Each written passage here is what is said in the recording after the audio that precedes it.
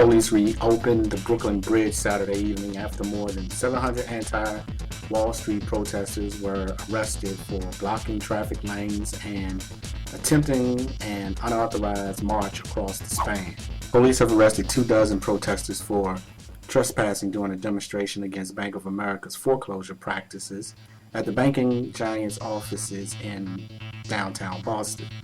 The Boston Herald reports that the event was an act of civil disobedience, that the organizers intended to send a message that the lenders' practices were unfair.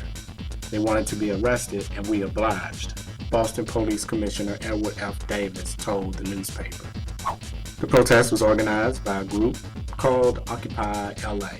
It is modeled after a similar movement in New York that has been staging a sit-in on Wall Street for almost 2 weeks. Most participants say they hope to change or expose economic policies that benefit the richest 1% of America. A group of American activists have gathered in front of the Chicago Federal Reserve Bank in the Occupy Chicago rally to protest against poverty and unemployment in the United States.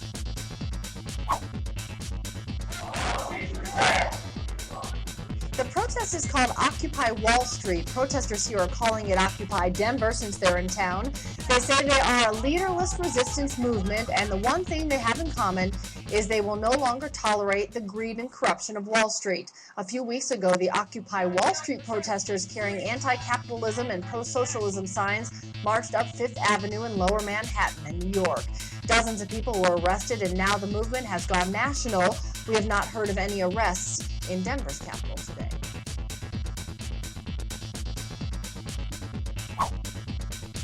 Occupy Wall Street movement is sweeping the country with protesters marching in Chicago, New York, San Francisco, and now Seattle. Amy Moreno is live in downtown Seattle, where several different groups are protesting what they call corporate greed. Amy? Well, around the country, this has been known as a leaderless movement, but that didn't stop quite a crowd from gathering out here at the Westlake Center and spending the day talking about issues important to them.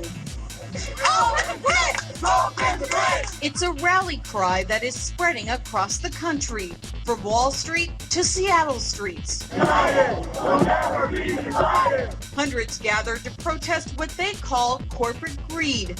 Albert Postuma was part of the early days of the vigil in New York. Corporations have more rights than human beings. More than 500 protesters were arrested in New York today when they walked onto traffic lanes of the Brooklyn Bridge. The sit-in there has been going on for 2 weeks. The movement in Seattle is just gaining traction.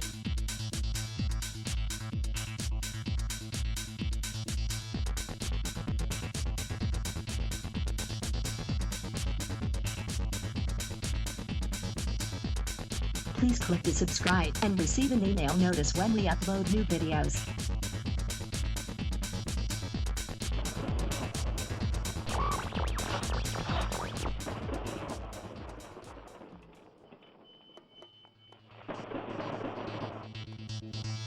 Don't forget to click the like button if you like this video.